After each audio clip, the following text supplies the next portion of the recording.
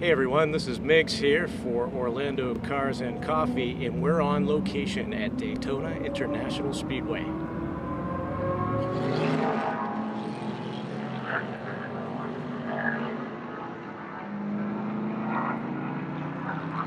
Hey, Miggs here from Orlando Cars and Coffee, and I'm here with Jeff Ippoliti with his Daytona 2013 prototype, and he's going to tell us a little bit about this new car that he has. Check it out. Jeff, tell us about your car, please. Sure. This car is a 2013 Daytona prototype. It's a Coyote chassis. It has a Corvette LS6 block. The car competed in the 2013 Grand Am Series under 8-Star Motorsports. And it actually did race here during the 24 hours of Daytona, competed at the 12 hours of Sebring in that entire 2013 season. Great. All right, can you show us your car? Sure. Very nice. Thank you. It's a 600 horsepower V8. Okay. The car is a 5-speed sequential shifter. It's a no-lift upshift, but you need to clutch this down. The car weighs about 2,200 pounds. It's all carbon fiber, and it's on a tubular chassis. Fabulous. And this is my buddy Bill's car, my teammate. Similar Daytona prototype. Okay. Same year? 2009. 2009. All right. Very nice. But you get a chance to take a look at the engine. So I said it's about a 600 horsepower V8 Chevy LS6 Corvette block built by Childress Racing. So Jeff, how did your car perform on the track today? Oh, it was fantastic. So we had a fantastic day today. We had a great time.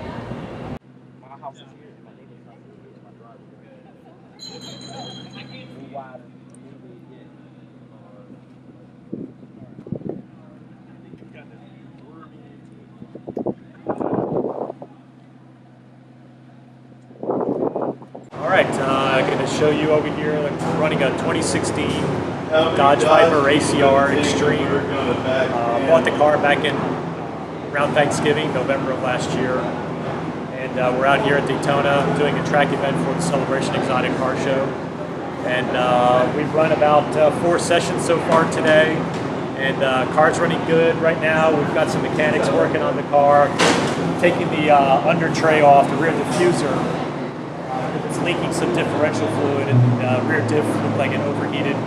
Doesn't look like it's any big deal, but just want to make sure we get it checked out. Great.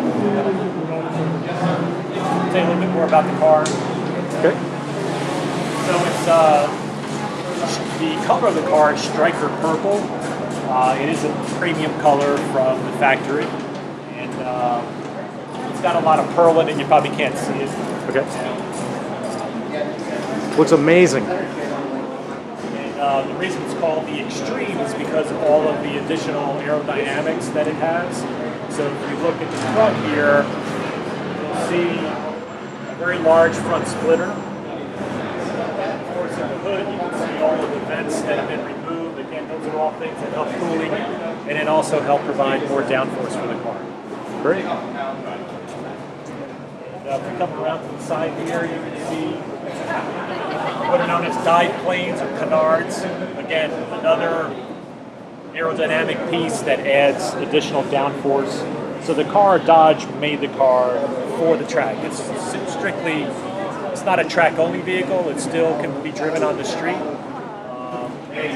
But I probably wouldn't recommend it. It's got definitely a very stiff ride, but as far as a track car, it's a phenomenal car. Very pleased with it so far. Cool.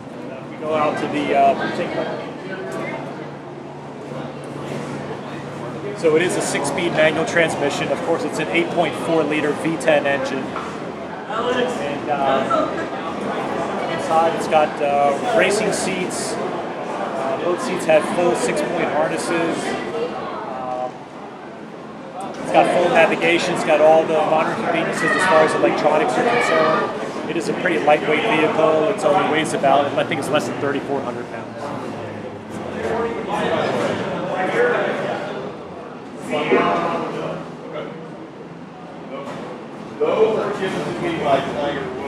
So there are a couple modifications that I've done to the car so far, not too many. The car does have a tune headers, a new exhaust, and we just upgraded the brakes to this special racing kit from Viper Exchange out in Texas. It's a kit that's made by StopTech, and it is a really phenomenal braking system.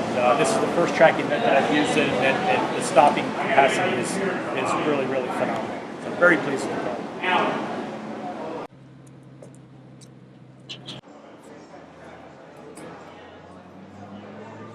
Hey, Miggs here from Orlando Cars and Coffee, and I'm here today with Bob Bazayat, who has his 2009 ZR1. He's going to tell us a little bit about his car today that he's running at Daytona. Hey Bob, take it away. Hi folks, this is of course Daytona. We're running the Rolex 24 road course, which includes virtually the entire tri-oval. But we do run the twisty, turny part of the track in the infield as well as the tri-oval. But it's a great track for a high horsepower car like the 638 horsepower ZR1. And this is an entirely stock car, 638 horsepower out of the box. This was 2009. This was the first year they made the ZR1. This is a C6, the sixth generation of the Corvette, and which ran through 2013, 2005 to 2013, and then in 2014 they began the C7, a little bit newer version. And but this is right up there with all the new C7 features and capabilities. But 6.2 liter engine, supercharged, 638 horsepower, right from the factory. It has a dry sump engine. This is the oil tank here, so it doesn't have an oil pan that accumulates oil down under the engine. This is the dry sump oil tank that the oil circulates through. And I've got some mismatched wheels on here today, chrome wheels on the front and cyber gray wheels on the back. They're all Michelin Pilot Sport. I've got some tread on there. It was supposed to be rainy, but we are having extraordinary luck with the weather. It's been dry for yesterday and today, the 2 days we've been driving this event. And so I wish I had put my Pilot Sport cups on there, a little stickier tire, but this is great. It's a lot of fun to drive this track. I've been here about 10 years now, which is only about as long as they have been running high performance driving events here. So I get to instruct here, and it's nice, really enjoyable to show other drivers the track and the line and what a car is capable of doing out here. As I said, there's no place, or very few places like Daytona that you can open up a real high horsepower car like this and really turn it loose. Yeah, that's what's really fun here. So I look forward to seeing some of you at Cars and Coffee. So Bob, I just had a question for you. I want to run by you. There's a lot of people that love the Corvette. They're nice, low to the ground. They handle well around the track. But one of the problems they're running into are the Corvette engines are heating up. And you see a lot of these guys after they come out doing a half-hour session, and they have their hoods open and they have industrial-sized fans trying to cool them down. Are you experiencing this problem, or what's going on here? Fill us in. No, the ZR1, the C6, sixth generation ZR1, 2009 and 2013, 638 horsepower, seem to be cooled very effectively from the factory, stock cooling. The C7 Corvette, especially the Z06 version, which came out in 2015, has 650 horsepower, and it's a similar size engine, 6.2 liters. The supercharger turns 5,000 RPM faster than the supercharger on the ZR1, C6 ZR1. So that's one of the issues, I think, or one of the areas where some extra heat is coming in. Additionally, they only made manual transmissions in the Z06, the C6 Z06 and Z01.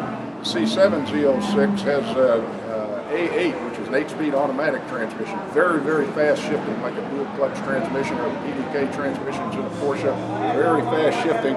But if you just put it in sport or in the drive mode and put your foot down, it'll shift very efficiently and effectively, but it takes you to red line every time for every shift. And that probably heats the engine up. If you put it in sport and use the paddle shifters to shift up and down, you can shift earlier than the 6,500 red line, probably down to 5,800, 6,000. It'll probably keep you quite a bit cooler on the coolant and oil temps. So I think that's what some of the guys have been learning to do with their A8 transmissions. I have a C7R that I haven't put on the track yet. I need to get some more miles on it before bring it out to the track and set it up to the track properly, alignment and whatnot.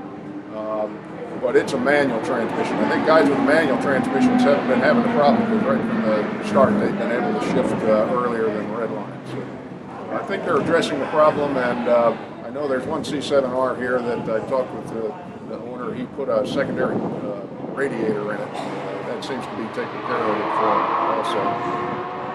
So thank you for your perspective on that. There was a lot of people asking questions about that. Appreciate it. Bob, one last question. On turn 6 and the high bank that we were doing today, what did it feel like to pass the Pagani as we were hitting some of that traffic? Oh, that's right. We came out of the infield. Turn 6 takes us out onto NASCAR turn 1, onto the tri-oval where the high banking starts. And I think he's out there just kind of having fun in his Pagani and not really turning it loose. This track can be, it's a serious track. You get really some serious high speeds, and you want to be careful, especially in a big Bucks car like that, and especially if you might have it out here at the track one of the first times you're out. But it is fun passing Ferraris and Porsches and Paganis out here, and this car can do it out there on the high bank. But it's fun. This is just a great track, and passing Pagani is part of the fun features of driving Daytona. So Bob was my instructor last year, and this year we were able to take his car out on the track and observe the performance of the car, which was amazing. Greater handling around the corners, and we got up to about maximum speed, coming across the finish line of about 171 miles an hour. It was a blast. Great instructor. He's been instructing here at Daytona for quite a number of years. So if you're ever in the area and you're looking to drive the track, it's definitely the guy to ask. We'll talk to you guys later. Hey, Mick's here with Orlando Cars and Coffee, and we're interviewing today Alan J. at the Celebration Exotic Car Festival here in Daytona. It's track day, it's Friday, and Alan's going to show us his 2016 McLaren and tell us a little bit more information about it. Hey, thanks so much for joining. Alan Wildstein, great to have a moment to talk to you all. I'm standing in front of a McLaren 570S 2016 model. This car has about 565 horsepower. I've tried to use most of it today. It's an incredible performing car, both on the track and also on the road. It's really the entry into the supercar series, but it's a supercar you can drive every day. I'm a McLaren fan, and as you see, this is Lightning McQueen. I've wrapped a number of cars as Lightning. It's great to be involved in having a car and doing things that make people smile. And this car makes a lot of people smile, sometimes at my driving, but most of the time when it's parked at a charity event or a car show. And as all of you being car enthusiasts know, the cars are great, but it's the fellowship that Cars and Coffee gives us, and really the time together that are really why we do what we do.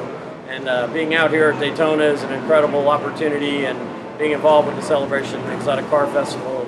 We've raised about $1.5 million for children's charities in the last 10 years. And tonight we have Arsenio Hall and Joe Piscopo and Hard Rock Live. And we're just super excited, but this car is a fantastic performer. I've got a number of other McLarens I've been privileged to own and drive, and this might be my favorite for the track. It's a really terrific vehicle. Thank you, Alan J., for the opportunity to interview you today. Thank you.